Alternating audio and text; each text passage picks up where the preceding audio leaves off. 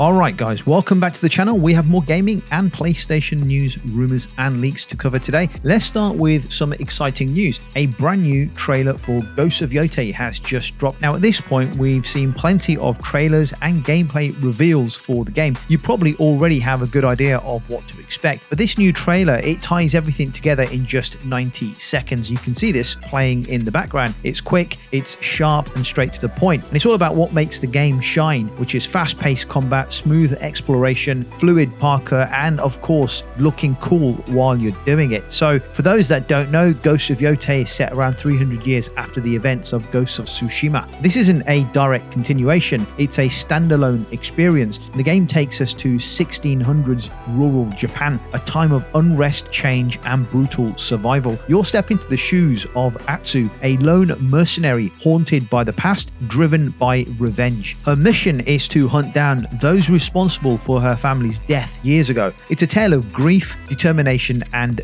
justice, told against the backdrop of northern Japan's rugged, breathtaking landscapes. Now the game officially launches on October the 2nd for PlayStation 5. Reviews will be dropping ahead of the release, but the real question is, how do you think it will stack up against Ghost of Tsushima? Let me know your thoughts in the comments, and let's move on from the world of samurai and mercenaries to the future of game development itself. Now, Sony recently shared its 2025 corporate report, and in it they outlined their version for artificial intelligence within gaming. Here's the key takeaway from that Sony report. Sony doesn't see AI as a replacement for developers. Instead, what they're looking for is how to best use it as a creative support tool. That's an important distinction. We've all seen the debates around AI. Will it take jobs? Will it make developers obsolete? Sony's answer is, well, at least for now, no, that is not the case. Instead, they're looking at how AI can help speed up the creative process, take care of repetitive tasks, and free developers to focus on what really matters,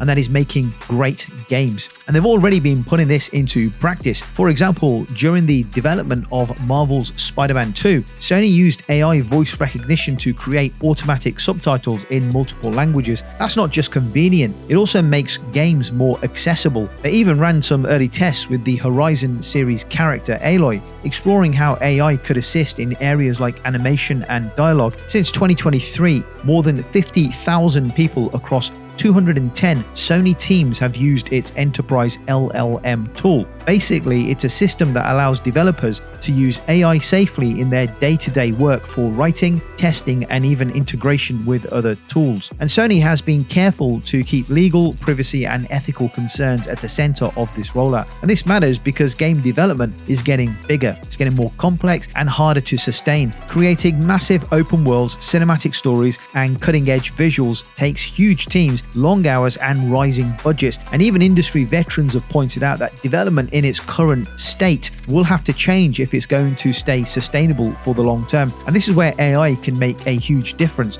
not by replacing the human touch, and that's essential, but by streamlining the process. Imagine developers being able to focus more on creativity while the AI side of things handles time-consuming tasks like upscaling visuals or generating placeholder dialogue. In fact, Sony is already using upscaling technology with the PlayStation 5 Pro's PSSR technology. It's a system to boost image quality without slowing down performance. So I guess the big question to think about would be, is AI the tool that will help developers keep making bigger and better games without burnout? Or is there still a risk it could go too far? What do you guys think? Let me know in the comments, and let's move on. Let's talk about God of War. Not the game this time, but the live action TV series that's currently in the works. Now, filming is said to begin early next year, but here's the thing. We still don't know who's going to play Kratos. And that's a huge question mark hanging over the entire project. If you think about it, Kratos isn't just a character, he's one of the most recognizable faces, or rather voices, in gaming. The look,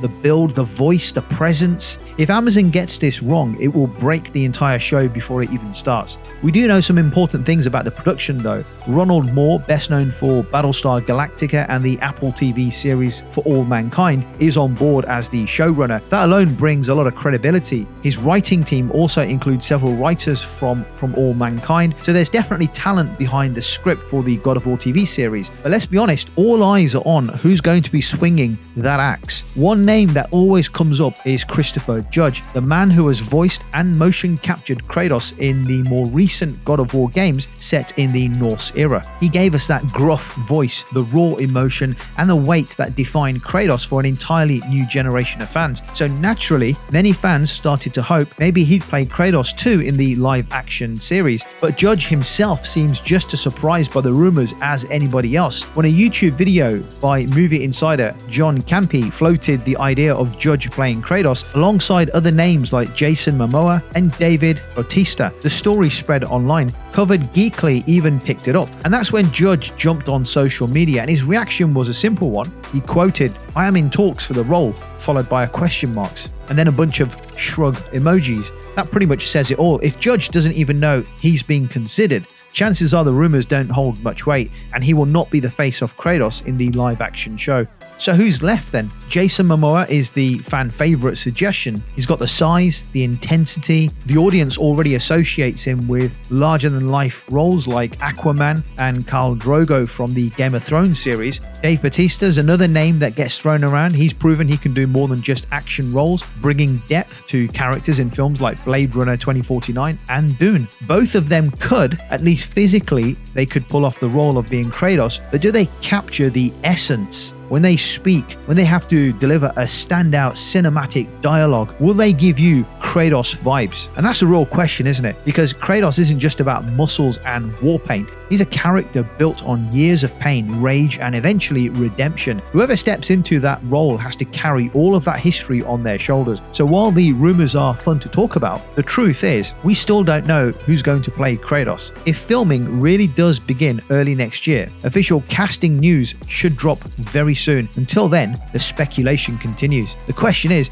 do you want to see Christopher Judge make the leap from video game to TV? Or do you think someone like Momoa or Bautista could bring something new to the role? Let me know your thoughts in the comments and let's move on. Remember when Fall Guys exploded in 2020? It was everywhere. Streamers, YouTubers, TikTokers, you name it, everywhere, everyone was playing Fall Guys. People were either playing it or they were talking about it. The game's mix of party-style chaos and battle royale competition made it a cultural moment. But now, sadly, things look very, very different. Over the past few years, the player count has dropped significantly, and with the latest update, fans are starting to worry that the game might actually be winding down. And here's why. Inside the newest patch, players discovered files for the game's 6th anniversary event. Now, that wouldn't be bad on the surface of it, except the 6th anniversary isn't until August next year. That means, in theory, the current update could be stretched out just long enough to keep the game alive until then. And beyond that, it's unclear. There are some cosmetics, some rotating events, and small additions built in, but the feeling many fans have is that Fall Guys is currently on autopilot. And when a live service game goes on autopilot, it usually is not a good sign. Speculation has been swirling for a few years that Epic Games, which owns the developer Mediatonic, might fold Fall Guys into Fortnite. After all, they've already borrowed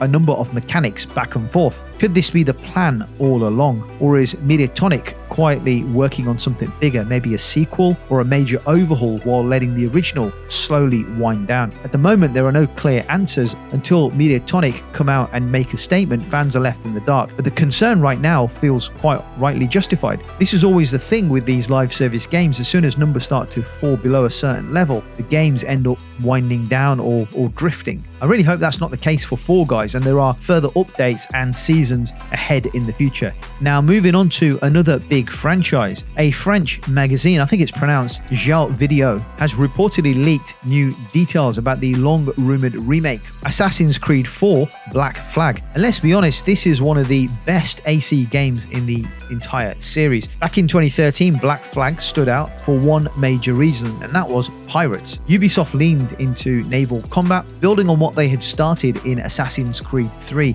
and the result was a game that blended swashbuckling adventure with the core stealth action formula.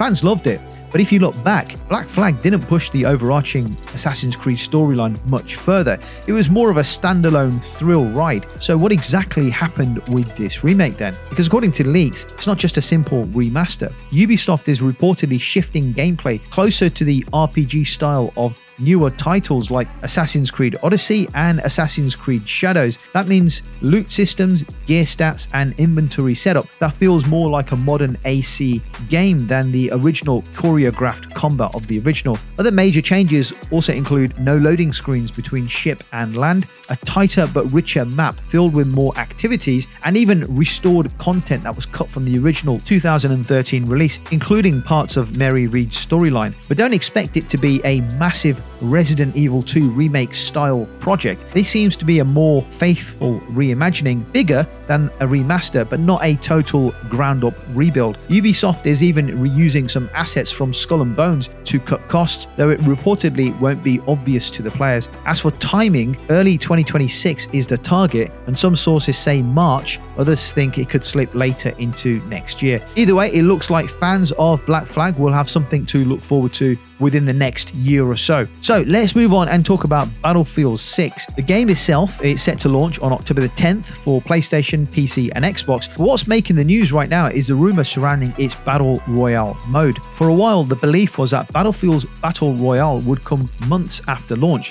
but that's what many reports were suggesting and reporting on at the time. But a new leak from Modern Warzone, a Call of Duty focused content creator who's been fairly reliable in the past, says otherwise. According to him, Battlefield's Battle Royale will release on October the 28th, just a few weeks after the main game launches, and it's expected to be free to play.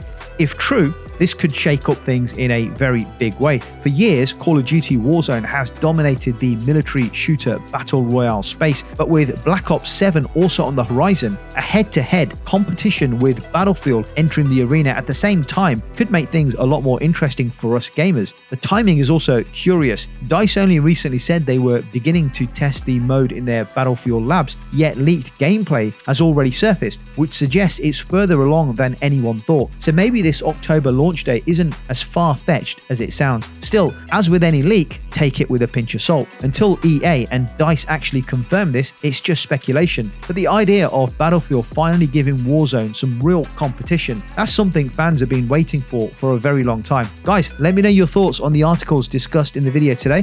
Thank you for watching, and I'll catch you on the next video.